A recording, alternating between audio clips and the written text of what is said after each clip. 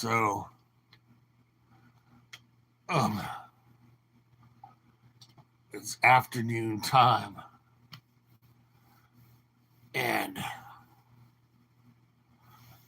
uh, if you're there, give me a thumbs up, will you? Give me a shout out. So, I was watching Tom Cote's channel, Watchman River, and had a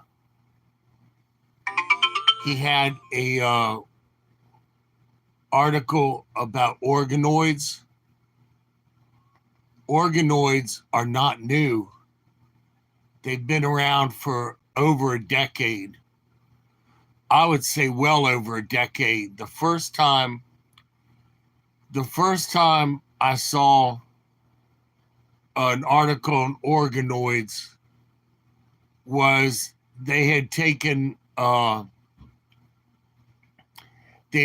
brain cells, human brain cells, and they mated it to a circuit board, and then they had the organoid play a video game, and it was a zombie game. Now, can you imagine?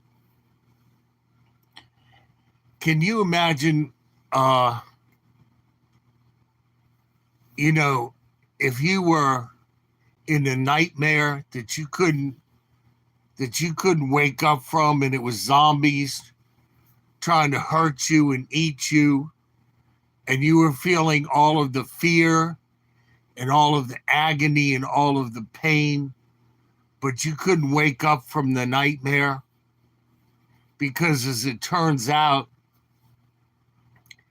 that they had taken some of your brain cells and mated them to a computer chip and turned it into an organoid. So there would be no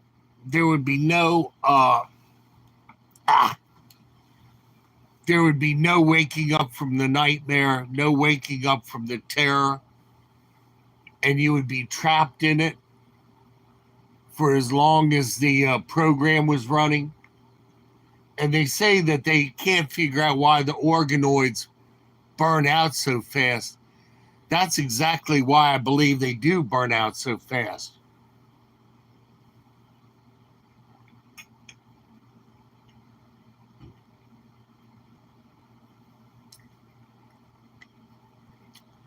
I'm drinking my water with a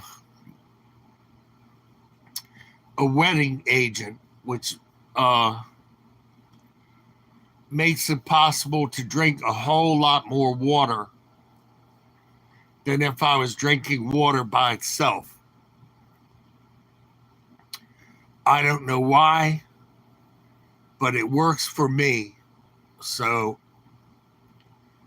but I like to keep my kidneys well lubricated. But we have done every perverse, god-awful thing that you can do in this country to spit in the face of God. And Generation 2434, Tyler, he recently again said that he believes that America's Mystery Babylon in the Bible gets destroyed in 1 hour.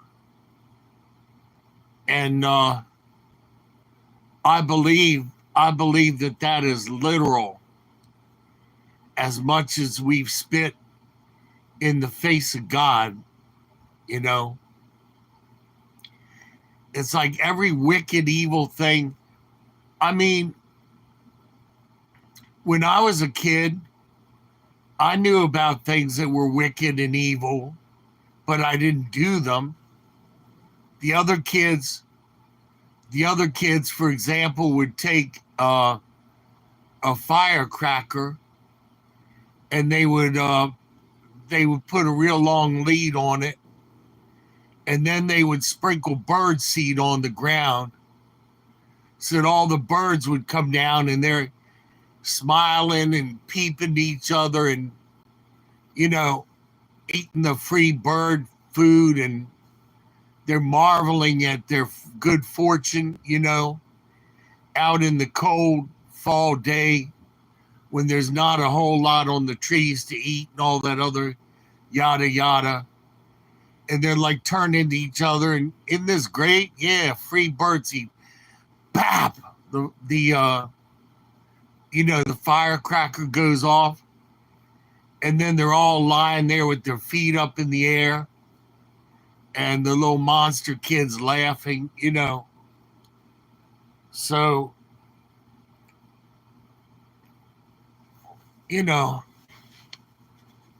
I knew a kid like that, and karma caught up with him because he messed around, and he put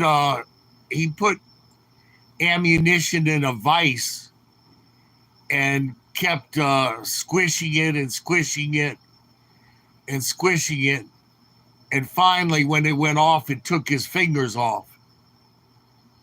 So the kid was missing a lot of his fingers. So, but yeah, I mean, you always had your people that fell for, what the devil would put in their mind to do. I mean, when I was in school, some of the boys poured rotten chocolate milk into my locker, and I ended up having to wear my stinky gym clothes for the rest of the day and all that other stuff. So, overflowing. No, I don't. So, I don't know why you would have that handle. That's another thing that amazes me. Back in my day, everything about America was grand, and you go to the movie theater, a movie would be 25 cents, and people would be dressed in a suit and tie or a shirt and tie. No trash on the floor of the movie theater, no bubble gum stuck under the seats. None of that stuff. People were polite. America built the finest cars for cheap. Everything was good. People had plenty of money. We were polite. And now look at us now. When the hippie movement started, and I went to a hippie high school because I couldn't afford to go to the real ritzy high school, and my street was right on the line. So I told my parents, I said, I'm going to this other high school with all the hippies. But I didn't, stop bathing and tear my clothes and all that like some of them did. And I went there because all of the other kids, Rodolfo. Well, Rodolfo, I'd rather be an antique than a moron, given the choice. So, you're right back at it, I see. But the other kids were driving to school in Lincoln Continentals and Cadillacs. And I had a 64 Ford Falcon convertible, which was a cool car. Little convertible. It had air conditioning, which was very unusual.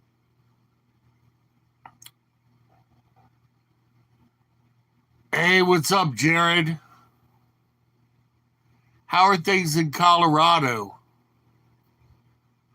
I know in some of the other areas in the country, they've had weird weather, like these great big softball-sized hail and flooding and all of that other stuff. Maryland's pretty good, though, by the grace of God. I always pray over my state every morning. So, Rodolfo says they had cars back then. So, yes, they had cars, and they were cheap. My first new car was like $1,200 or $1,700 for a 62 Dodge Dart. Yeah, but Colorado, Jared, Colorado isn't very humid. The other day, second day of summer, it was 93 here in Laurel, Maryland, and the heat index was 103. You know, I don't go out anyway. I've been a prisoner of my room for 6 years. So I didn't go to high school with the rich kids. I went to the hippie school, and I had an African American girlfriend named Holly who sang opera. Now, they still had segregation back then. When we went to Glen Echo Amusement Park, it was white only. And then in 1968 is not that long ago, fam. 1968, they had a march at Glen Echo Amusement Park to desegregate it. But I was not allowed to go to the prom with my girlfriend. They gave me this little white girl with a red running nose. She was always the type that had a Kleenex up against her nose. And her name was Melissa. Oh boy, was she a prize. And her mother was so amazed that she got a date for the prom that her mother made me buy the $155 prom package photo album. And yet they did not give me one of my own pictures that I paid for of Melissa and I. And then Holly danced with another guy, a black guy. But I don't recall the black kids and white kids dancing on the prom floor at the same time. I don't recall that, whether one way or the other. It was too long ago. So, but all of this stuff, all of this getting along and all of this is not that new. It's not that new. And I was just heartbroken at not being able to go to the prom with my girlfriend because she was fine. She didn't have to wear any makeup or any of that crap. She was one of the most beautiful Nubian princesses that I'd ever seen. But see, also back then, it was dangerous It was dangerous for the guy. It was dangerous for the girl because you could be beat up. You could be beat up by either race. And I had another girlfriend. And she was African American too. I had 3 girlfriends that were African American. And the girl and I took my brother's baby, little infant baby, to Marriott Hot Shops in Bethesda, Maryland. I'll never forget this. And we were having breakfast. And this man stood up and he came over to my brother's little boy, and he like put his arm around his neck and rubbed his head really hard. I mean, really hard, to where the baby almost started to cry. And we both looked at the guy like, "What is your malfunction, mister?" And then he just walked away, you know. And when I got to my parents' house and I mentioned the odd thing that had happened, you know, at breakfast at the hot shops, my mother was horrified. She said the man was sending you a message. He was rubbing Michael's head for good luck. She was horrified, and she was angry that my girlfriend and I had put the little baby at risk by taking him out with us. So, you know, people are barely civil. They're barely civil. And now that America has spiraled down pretty much into the gutter, they make no bones about it anymore, about racism and everything else. People getting pushed off of train platforms into trains. So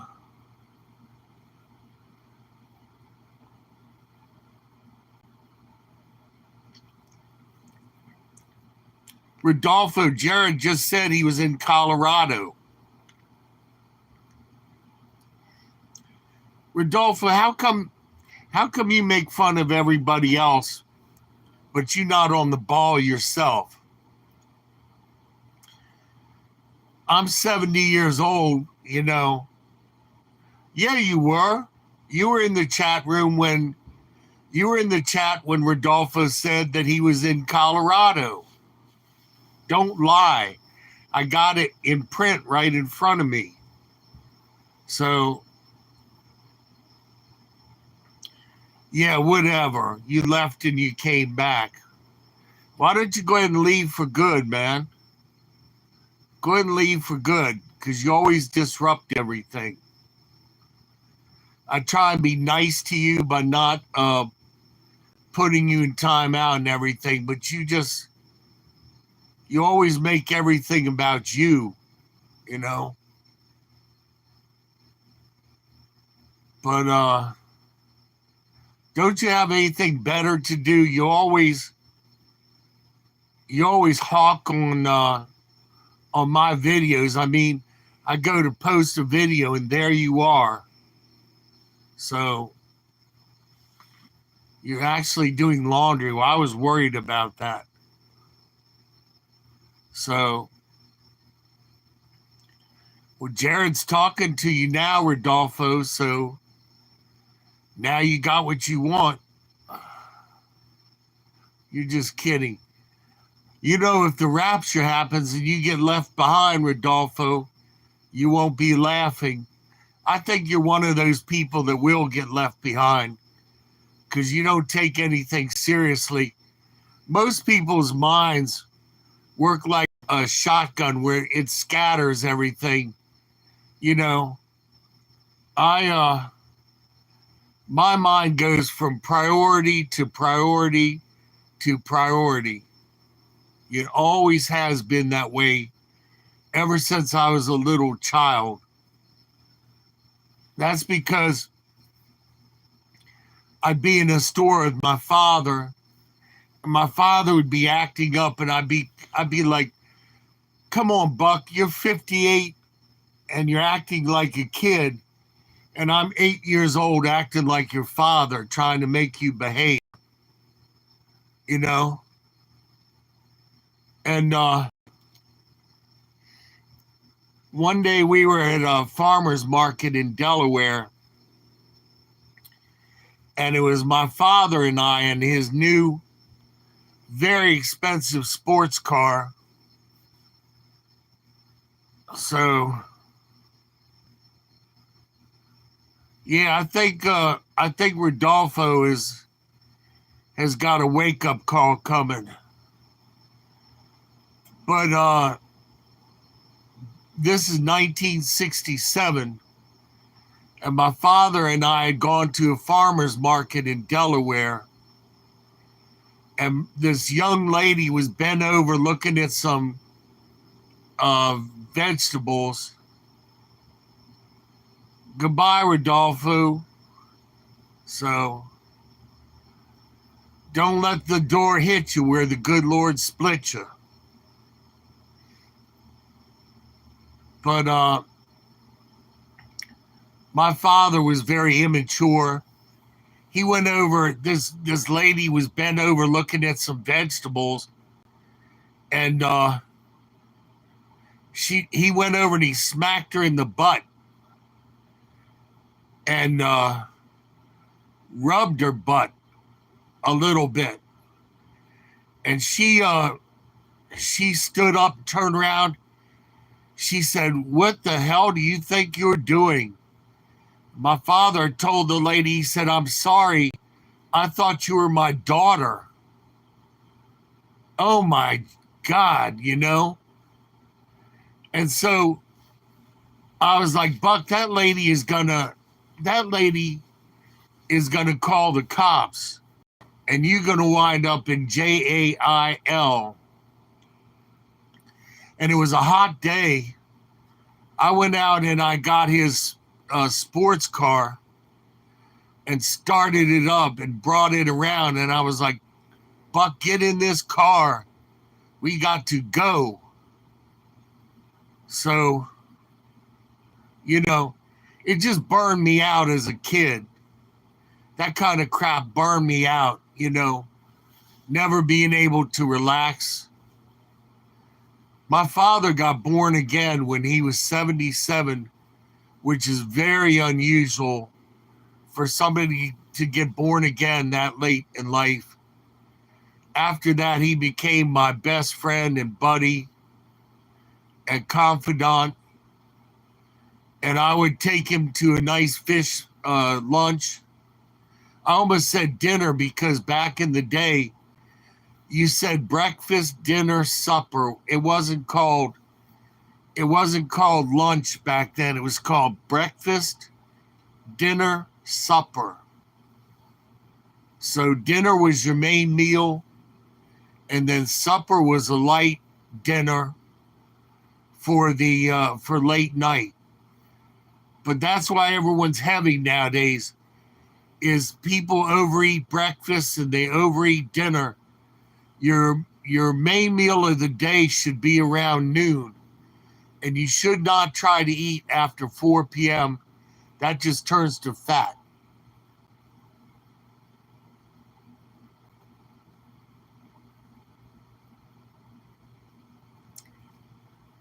So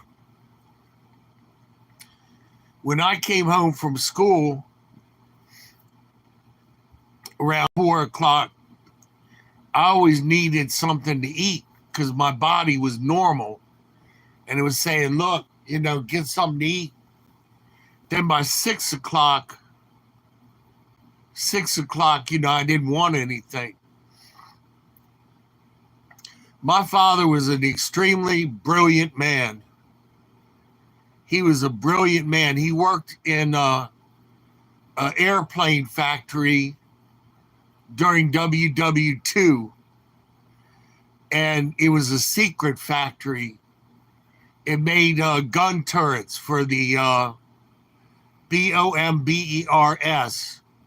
during WW2. And my father bragged that he could get a picture of the factory and sneak it out of security. Dumb. Very dumb. So they told him there's no way, because they pat everybody down, even back then, and check everybody's lunchbox and pockets and all.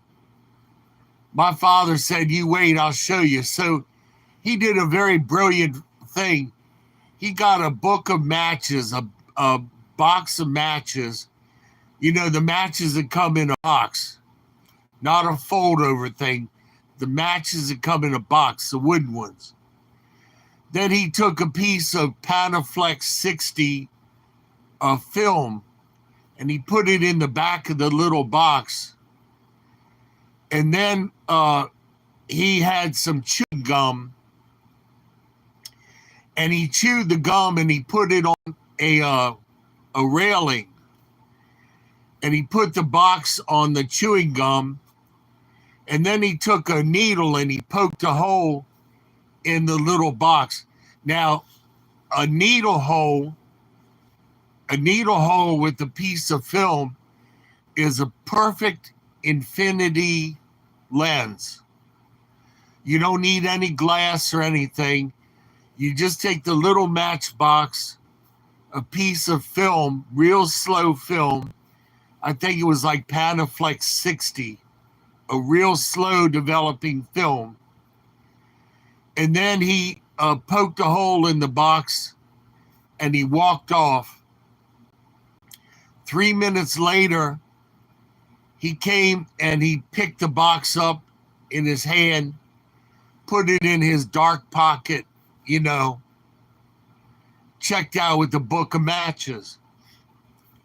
Came back a few days later with this great big blow up picture of the whole factory. And so guess what happened? After that, the men in black were on him like a cheap suit after that. He got gated for being dumb. But he was a very brilliant man. I mean, he thought about stuff. When I was a toddler, he took an old book. And he put sheets of aluminum foil between the pages. And essentially, he made the book into a condenser. Then he took the outside cover of the book and put 2 pieces of aluminum foil, one on the front, one on the back. And he scratched this beautiful cover on the book that said "A Shocking Story." And it looked like winter icicles and stuff.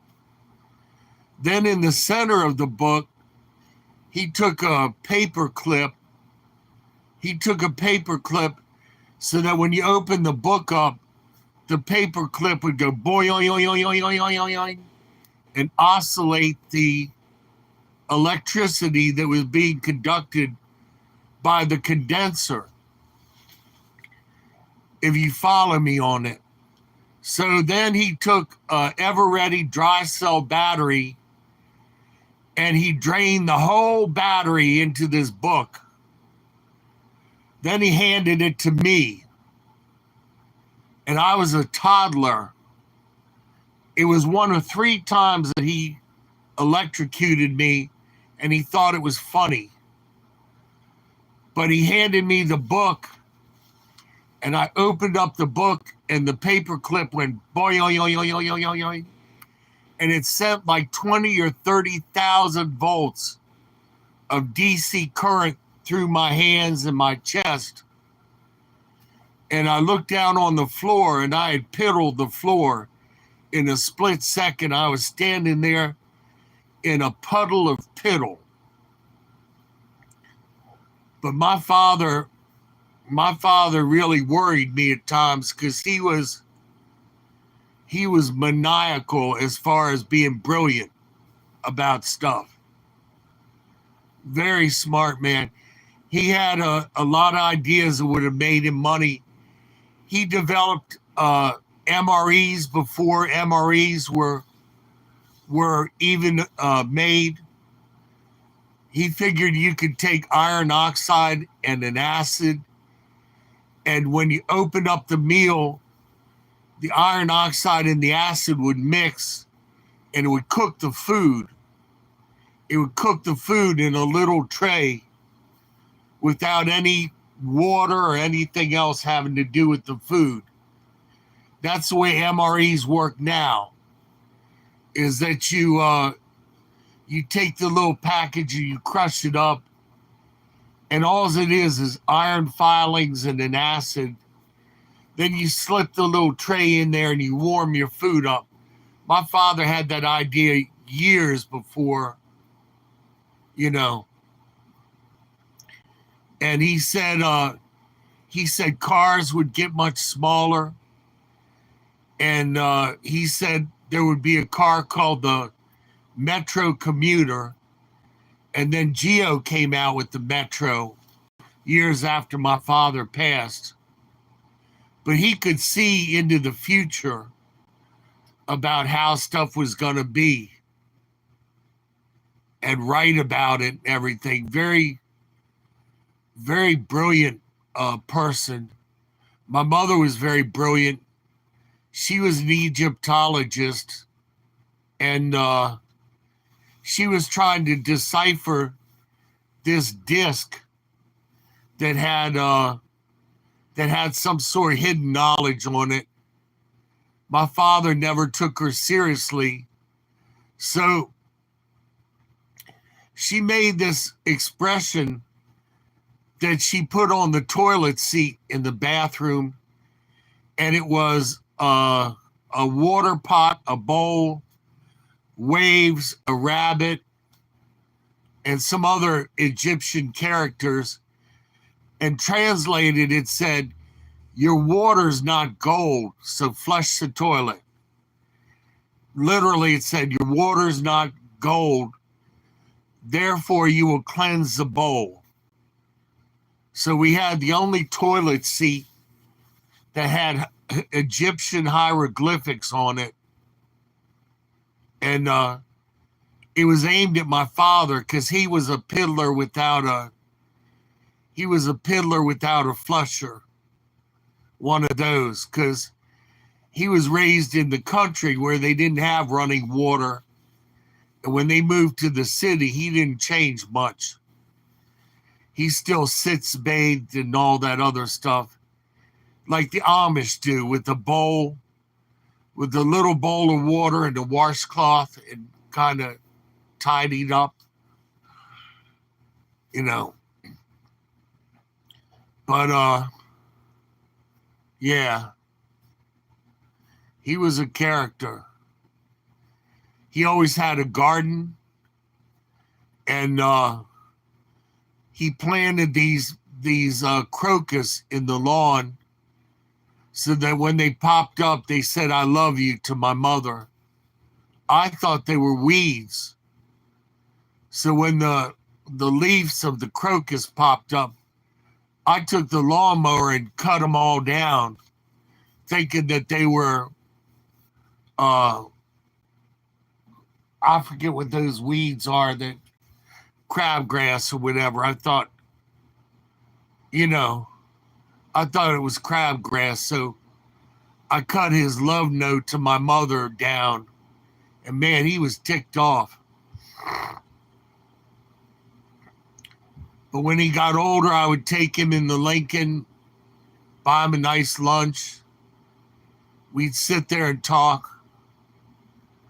And then one day he was gone. I had the privilege of being with him when he passed. And I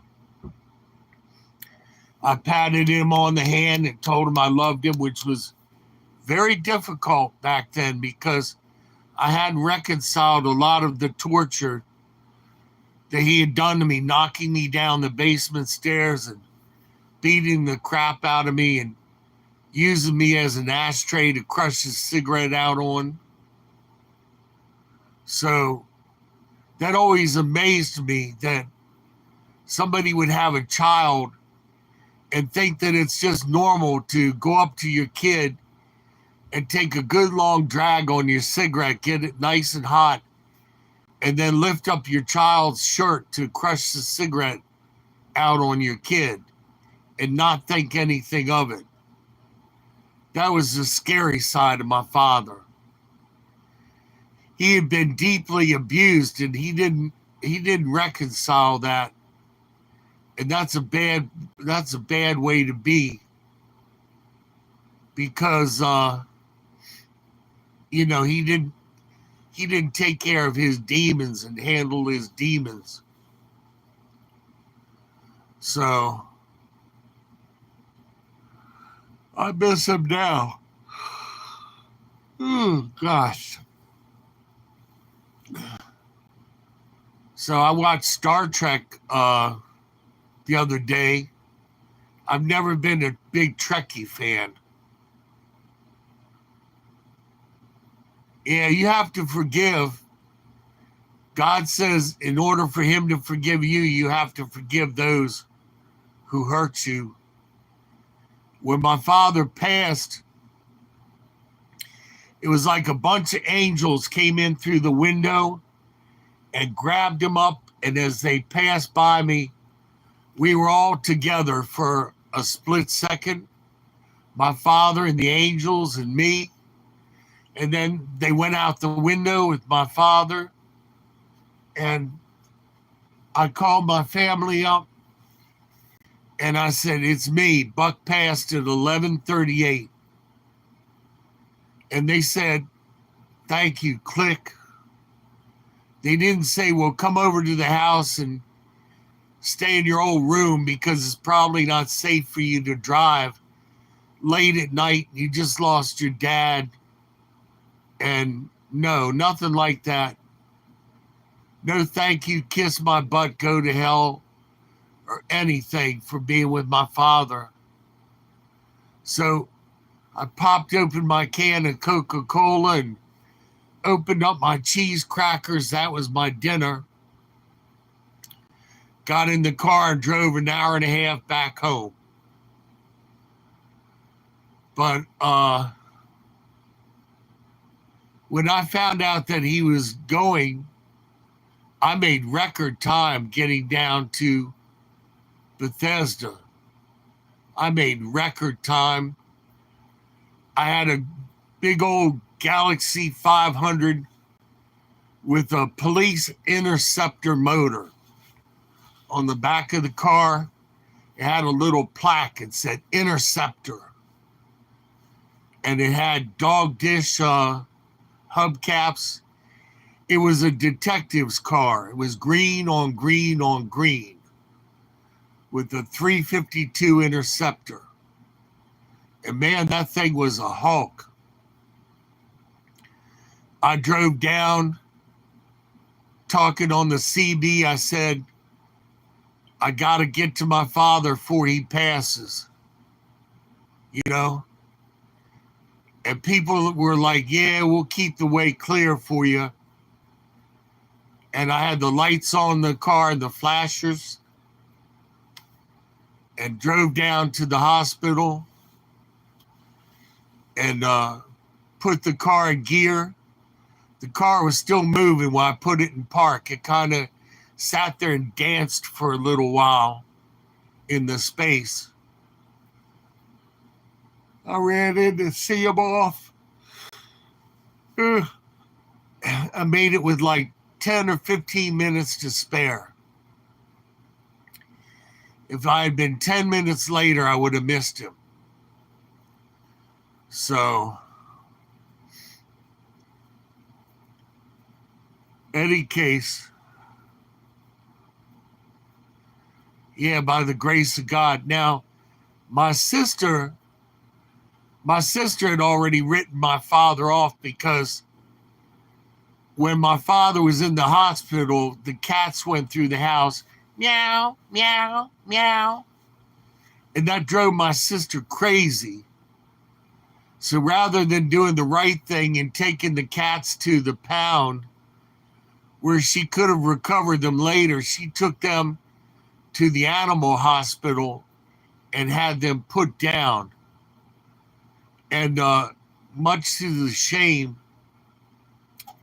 of the animal hospital there in Bethesda, I won't say the name of it because I don't want to get sued. And the guy was an old family friend, but he put two very young cats down in the prime of their life.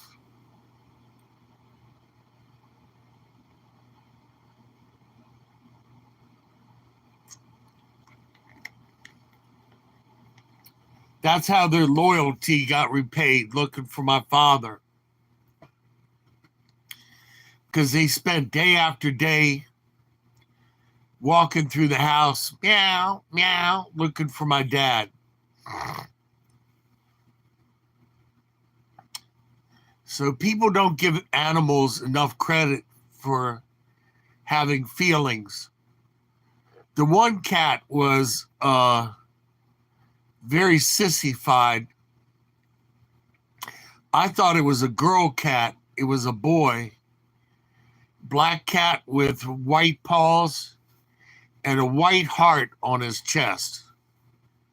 And I named him Musette after the cartoon. And when Musette didn't like his food, he would walk up to the dish like, oh, God, I got to eat this again. And then he would flop on his side and he would crawl up on his side next to the dish and then scrape at the dish like it was kitty litter. And that was his saying what he felt about the food. He rated the food like kitty litter. But my parents never were big on spending a lot of money on cat food. So it was a long time ago. Fam, I gotta go. I was just checking in. You know, I love you all. If you want to support a real good charity, go to Meals on Wheels of Central Maryland. They have a donate portal, and you can bless them with $5 or $10. They'll appreciate it. They do good work. They bring meals to old people and handicapped people, and they shuttle handicapped people around in a bus. Beautiful, wonderful, nice people. And also, if you want to be a blessing, get a blessing from old PopPop. I got my Amazon link and my PayPal link in the description box as well. But I keep y'all in prayer all the time. And like I said, I'm just checking in today. So much going on in the world that you want to be ready. You want to have Jesus in your heart. Make sure that he's not just in your head. Get him in your heart. Ask him to cleanse you and forgive you. Fill you with the Holy Spirit. And he'll be your guide and your comforter through the rough days ahead. Poppy Pops out.